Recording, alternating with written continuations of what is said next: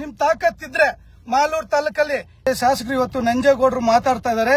2 load ಗುಂಡಿಗೆ vet ಮೀಸ್ ಹಾಕ್ಬಿಟ್ರೆ ಸಾಕ ಅಂತ ಹೇಳ್ಬಿಟ್ಟು ಹೇಳ್ತಾ ಇದಾರೆ. ನಿಮ್ ತಾಕತ್ತಿದ್ರೆ ಮಾಲೂರು ತಾಲೂಕಲ್ಲಿ ಇವತ್ತು ನೀನು ರಿಸೈನ್ ಮಾಡು, ಇಲ್ಲೇ ನಿಂತ್ಕೊಳ್ಳೋಣ ಇಬ್ರು. ನನಗ್ ಓಟ್ ಹಾಕ್ತಾರ, ನೀನ್ ಗೆಲ್ತೀಯ ನಾನು ಗೆಲ್ತೀವಿ, ನೋಡೋಣ. ಎಲ್ಲೋ ಯಾಕೆ ನಿಂತ್ಕೊ ಅಂತ ಹೇಳ್ತೀಯ ನೀನು. ಇವತ್ತು ಒಂದು ಜನಾಂಗದನ್ನ ಯಾಮಾರಿಸ್ಬಿಟ್ಟು ಓಟ್ ಹಾಕ್ಸ್ಕೊಂಡಿದ್ದೀರಾ ಅಂತ ಹೇಳ್ತೀಯ ಮಾತಕ್ ಮುಂಚೆ ನೀನು. ಇಲ್ಲಿ ವನ್ಯಕುಲ ಜನಾಂಗದವ್ರನ್ನ ಯಾಮಾರಿಸಿದ್ಯಾ, ಮುಸ್ಲಿಂ ಜನಾಂಗದವ್ರನ್ನ ಯಾಮಾರಿಸಿದ್ಯಾ, ಮಾತಕ್ ಮುಂಚೆ SC/ST ಜನಾಂಗನ ಯಾವ ಕಾಲೋನಿಗಳಲ್ಲಿ ಯಾಮಾರಿಸಿದ್ಯಾ ಅಂತ ಹೇಳ್ಬಿಟ್ಟು ಹೇಳ್ತಾ ಇದೀಯಾ. ಇವತ್ತು ಯಾವ ಜನಾಂಗನ ಯಾಮಾರಿಸಿದೀನಿ, ನಾನ್ ಯಾಮಾರಿಸ್ತಾ ಇದೀನೋ ನೀನ್ ಯಾಮಾರಿಸ್ತಾ ಇದೀಯೋ ಜನ ತೀರ್ಮಾನ ಮಾಡ್ಲಿ.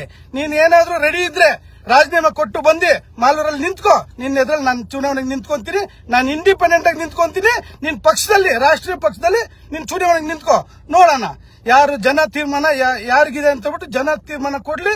ಜನನೇ ಉತ್ತರ ಕೊಡಂತ ಕೆಲಸ ಆಗತ್ತೆ. ಮುಂದಿನ ದಿನಗಳಲ್ಲಿ ತಮಗೆ ಇದಕ್ಕೆ ಉತ್ತರ ಜನನೇ ಕೊಡಂತ ಕೆಲಸಗಳು ಟ್ಯಾಕಲ್ ನಿಂದ ಕೋಲಾರವರೆಗೂ ರಸ್ತೆನ ವಿಡಿಯೋ ಕಾಲ್ ಮಾಡಿ ತೋರಿಸಬೇಕಾಗಿ ನಾನು ವಿನಂತಿ ಮಾಡ್ಕೊಂತೀನಿ ನಿಮ್ಮನ್ನ. ಅರ್ಥ ಆಯ್ತಾ? ಬೆಂಗಳೂರಲ್ಲಿ ಬಂದು ಎಲೆಕ್ಷನ್ ನಿಂತ್ಕೊಂತೀಯಾ, ಬಂದ್ ನಿಂತ್ಕೋ, ನೋಡೋಣ. ಅಥವಾ ಮಾಲೂರಲ್ಲಿ ಈಗಿರೋ ಸ್ಥಾನಕ್ಕೆ ರಾಜೀನಾಮೆ ಕೊಟ್ಟು ನೀವು ಮಾಡಿ ತುಂಬಾ ಅಭಿವೃದ್ಧಿ ಮಾಡಿದಿರಲ್ಲ, 230 ಕೋಟಿ 300 ಕೋಟಿ ಅಭಿವೃದ್ಧಿ ಮಾಡಿದಿರಲ್ಲ, ಜನ ತಮಗೆ ತುಂಬಾ ಆಶೀರ್ವಾದ ಮಾಡ್ಬೇಕಲ್ಲ. ಜನ ಆಶೀರ್ವಾದ ಗೊತ್ತಾಗುತ್ತೆ. ನೀವು ರಾಜೀನಾಮೆ ಕೊಟ್ಟು ಚುನಾವಣೆಗೆ ನಿಂತ್ಕೊಳ್ಳಿ.